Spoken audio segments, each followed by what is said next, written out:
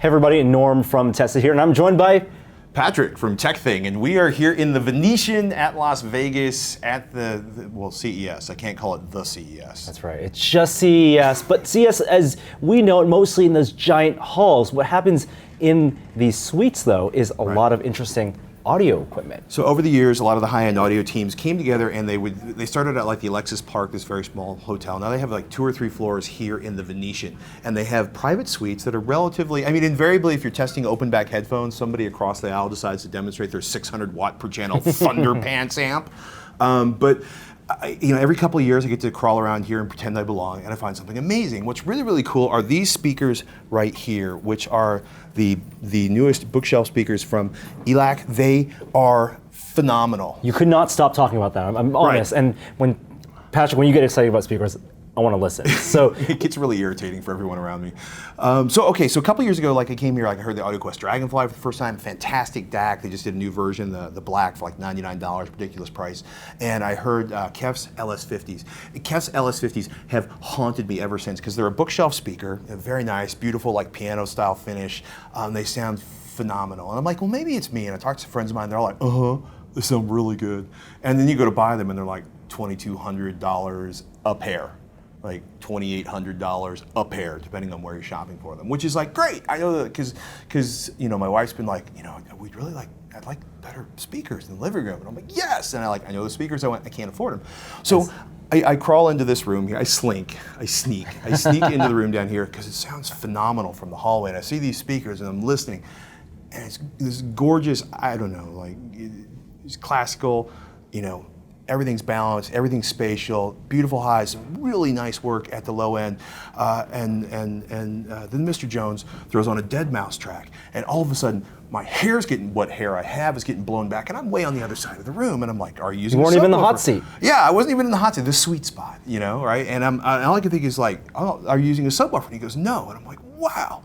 There's no one-notiness, there's no boominess, there's just a big old thud. And when I say thud, I mean that sort of a majestic, awesome, kind of like, wow, listen to the 1812 Overture kind of way, not a thud like the kid in front of you in line blowing the hood off of his Honda. But just off of 2 bookshelf speakers. Off of 2 bookshelf speakers, relatively small. He basically builds custom drivers. He integrated the tweeter inside of the mid-range. I want to say they are all aluminum on the cones, correct? I want to make sure I got that right. And he pretty much designs everything from scratch, not off the shelf. So he's not bundling somebody else's drivers into here. And the end result, like I said, the tweeters inside there, is a fantastic speaker with a fantastic range and a fantastic clarity. And I'm like, okay, great. They're going to be like $5,000 a pair. Yeah, how much are they? $500 for the pair. $500 for the pair of speakers. For the pair of speakers. Wow. Now, if you're looking at that and going like $500 is way out of my reach, hold that. That's a driver out of a pair of bookshelf speakers that sells for $229, and this is the new debut series from ELAC, which Mr. Jones also designed. So if you want to have a badass set of speakers around April of this year, you can go to, I would assume, Amazon.com or any of the other channels they have, and go get a badass sounding pair of speakers. You can't stop geeking out about these speakers and sound quality. We're going to let you continue geeking out, because let's get Mr. Jones on camera and let you chat with him and just geek out about high-end audio. Squeeze! Audio engineering! So this is kind of a serious geek out treat for me. Vice President of Engineering at ELAC, Andrew Jones. I've enjoyed your work for a long time. I do. I asked you earlier, you're actually, turns out you're kind of a big part of maker culture. I asked you when you started designing speakers, and you said forever. Yes. Did you just start, how young when you started building speakers? I guess it was around 12, 13. I'd got interested in hi-fi, and I have an identical twin brother. We both got interested in hi-fi together. Okay. His interest veered towards electronics and mine to the speakers. But I like to say we started off at birth, because with being identical twins, it's not only that, we're mirror twins. He's left-handed and I'm right-handed, so we're born in stereo. So that's crazy. So he's building amplifiers, you're building speakers. What was the challenge when you first started? The challenge was understanding, first of all. Sure. It's fine to go and buy something, but it's knowing how it works.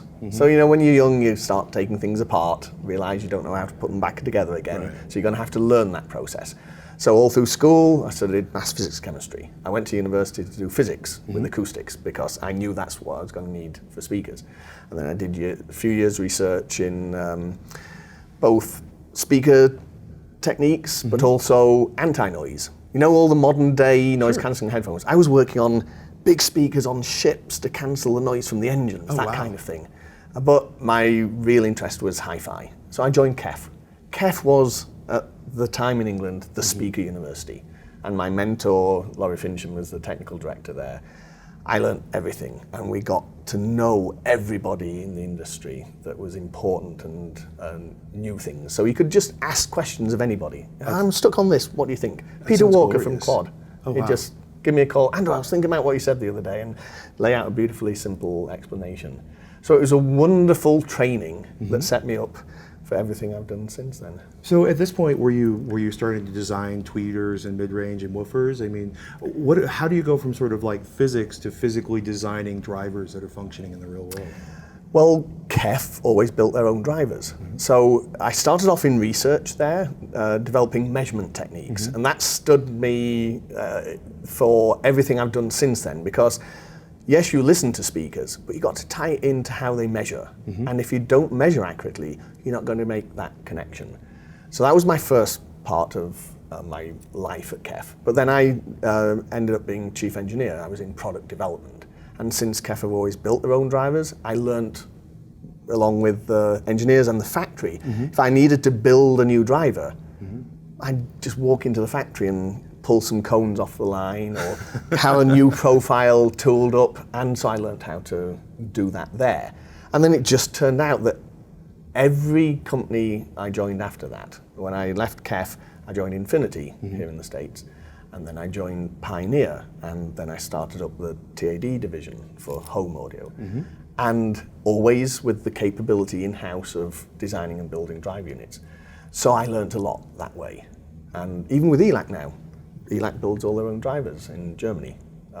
The ones I'm doing here are not built in Germany, but I design them, and then I sit in the lab at the factory and kind of make sure it works. When I laugh because somebody said to me like, well, you know, it's audio. There should be one design, and you should be done with buying speakers. Why do we have everything from like giant planar speakers to floor standing speakers with some woofers? I mean, there's always this. Is everybody just trying to figure out a different way to skin the particular audio playback, cat? There are some requirements that might be application specific or model specific, and so within that space you have to design specifically. But for example, when I'm doing the debut series, those speakers that I developed, I make sure that I planned ahead what products will incorporate drivers in the debut series, and so make sure that the drivers will work in all the applications I envisage for that series. So I'm not developing a different driver for every single speaker in that series, because you can't. If it's a series, it's supposed to sound similar but just give you a bit more. If you're having to redesign the drivers for every speaker, how are they going to sound the same? And in the debut series, there's a small bookshelf speaker, a larger bookshelf speaker, a floor standing speaker, 2 subwoofers, and a center channel. And now an extra bookshelf and an extra floor stander. So you can see it quickly gets insurmountable if you're designing a different driver for literally every speaker. What's your perfect speaker sound like? You'd have to say real music. But how do you define what real music sounds like? In the high-end audio world, the idea was the closest approach to the original sound. You could go to let's say a classical concert, hear unamplified instruments in an acoustic venue and go, yes, that's what it should sound like. Mr. Clip's doing the demo with his wife on the piano, and he'd have a speaker, and she would stop playing, and the speaker would take over, and people would try to figure out. From time to time, there's been live versus recorded demos. The problem is, most of the music that most people listen to wasn't made like that. It was created in the studio. It was never a live event. It was, let's say, manufactured. We really should say created if we want to be nice. We were talking about that on Tested a few weeks ago. Like, if you look at Pet Sounds, glorious sonic achievement, but it's like 17,000 pieces pulled together into this glorious construction. Yes. So there's a producer deciding what they want to incorporate, there's recording engineers involved, and at the moment you start making the decisions as to how you capture those instruments, some of which don't have an acoustic counterpart. An electric guitar needs an amplifier. It needs the amplifier that you like the sound of. So even a real instrument, you've got to put a microphone on. Which microphone? There's as many choices in microphone as there are in speakers to listen to, and as many different opinions. So those engineers and producers decide what they are creating. So that's what we're trying to recreate. It's not this notion of an original event. It's the notion of what did they capture and want us to hear. And so that's what I'm trying to get close to. That's a pretty sort of, it's very metaphysical. It's very like an ineffable substance. Yes. I want I want to capture the magic. Yes. How do you? And that's difficult because I used to have this cute little slogan. Because I'm a physicist and an engineer, I like to say, it's not metaphysics, it's better physics. But, ultimately, it is metaphysical in the sense of that capturing the imagination they put in. And when you're listening, when you know you got the speaker right, is when you sit down and go, I'm enjoying that. Right. What comes next? What's this other music going to sound like? Rather than go, yeah, okay, what's next? That's definitely a Johnny Cash song. Instead of having the hair stand up on the back of your neck and be like completely immersed in it. Yes. Do you spend a lot of time, do you change drivers over and over again, or does it pretty much come together on the design process, or is it very iterative? I'm at day 6 of CES, I'm damaged at this point. Iterative. It is an iterative process, but not necessarily from listening and then changing your mind. A lot of what I do is simulation-based, measurement-based, because I've learnt through the years what contributes to getting good sound. And so all of the early part of the development is, I shouldn't be admitting this, done without listening. I really shouldn't be admitting that I didn't listen to these really until I got them to the show. Were you excited when you played them? Oh, absolutely, I was yes. excited. I mean, I walked into a room and they went from like, you know, it was like, was it a quartet? I remember it being like, the strings were really, really perfect. And then you're like, oh, and then you walk up and bomb a Dead Mouse song. And like I said before, it was just this fantastic, beautiful wall of sound in the Phil Spector sense, not again in the 16-year-old with the Toyota with the lid blown off. But is it exciting the first time you play a pair of speakers? If it's good, yes. Have you ever like gotten a pair out of the box and been like, oh, does anybody, we're gonna get pillow foam in this town, does anybody have any aluminum? You know, it's never been catastrophic, as I say, because I've learned how to get close to the end result through engineering. So it is always exciting, really, the first time you listen, and especially if you start to hear that hint of magic. Right. And you know, I think other people hear that also.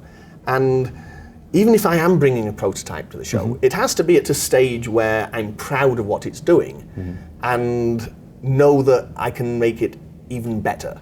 And I don't use the cop-out of, if someone likes it, I go, oh, not bad for a first attempt, is it? If someone doesn't like it, I go, I know, it's only a first attempt. Nice. That's really cheating. But I do get excited about showing the new product to people, and I get excited about the reaction to it. If I do get that excitement, then I know I've done a good job. That's what I'm trying to do, really. Awesome. Thank you so much. Thank you. Have a great show. Thanks. Ladies and gentlemen, Andrew Jones. That was so cool.